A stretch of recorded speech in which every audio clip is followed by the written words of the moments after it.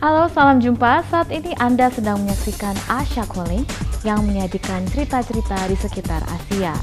Dalam Asia Calling kali ini, minimnya perlindungan terhadap korban kekerasan seksual dan Nepal gencar kampanye pembuatan toilet. Anda bersama saya, Besti Siregar, dalam Asia Calling, Your Window on Asia.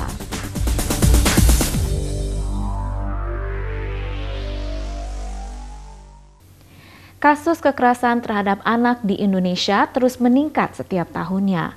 Komisi Nasional Perlindungan Anak mencatat kekerasan pada anak tahun 2012 mencapai 2.637 kasus. 62% diantaranya kekerasan seksual. Anak-anak korban kekerasan seksual ini kebanyakan mendapat perlakuan diskriminasi serta intimidasi dari lingkungan. Kondisi tersebut dialami MA, siswa korban kekerasan seksual oleh oknum wakil kepala sekolah. Pihak sekolah yang seharusnya mendukung penyelesaian secara hukum malah bersikap sebaliknya. Sekolah meminta MA mencabut laporannya. Seperti yang dilaporkan reporter Mahfud Effendi berikut ini.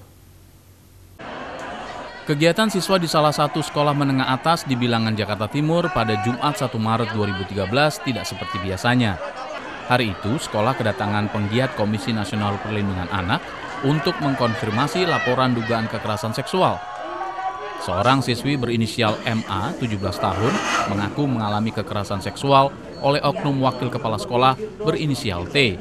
Kepada Komnas Perlindungan Anak, oknum wakil kepala sekolah berinisial T menyangkal tuduhan MA.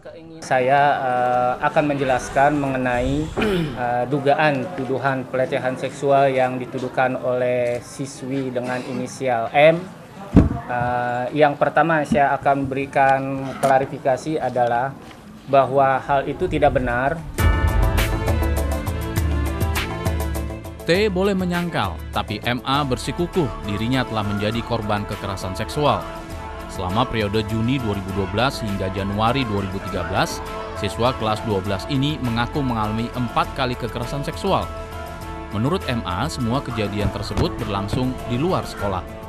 Status T sebagai pendidik membuat MA mau bertemu dengan terduga pelaku di luar sekolah. Saya lebih tahu keadaannya dia kayak gimana. Saya lebih tahu, Pak. Bahkan saya mau dibawa ke rumahnya dia untuk jadi bukti di sana. Saya mau. Terkait hubungannya dengan dia itu sendiri? Itu saya anggap sebagai ayah. Saya tidak mempunyai sosok ayah dari kecil. Kini dugaan kasus kekerasan seksual ini telah ditangani Kepolisian Daerah Jakarta. Sejumlah saksi telah dimintai keterangan oleh polisi. Tapi langkah MA melaporkan kekerasan ke penegak hukum tak mendapat dukungan pihak sekolah. Melalui kepala sekolah Abs Suni Yohairi, MA diminta menarik laporannya ke polisi. Kami datang ke orang tua itu untuk meminta damai, Pak ya. Itu kan setelah kami mendapat laporan dari guru BK. Sebelum dapat laporan, ya kami pun tidak pernah datang ke rumah orang tua si anak itu.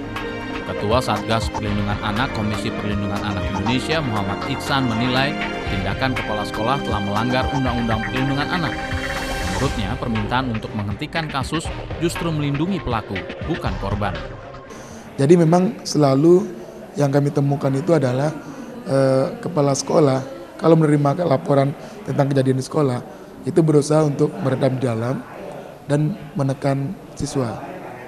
Itu tren yang selalu terjadi.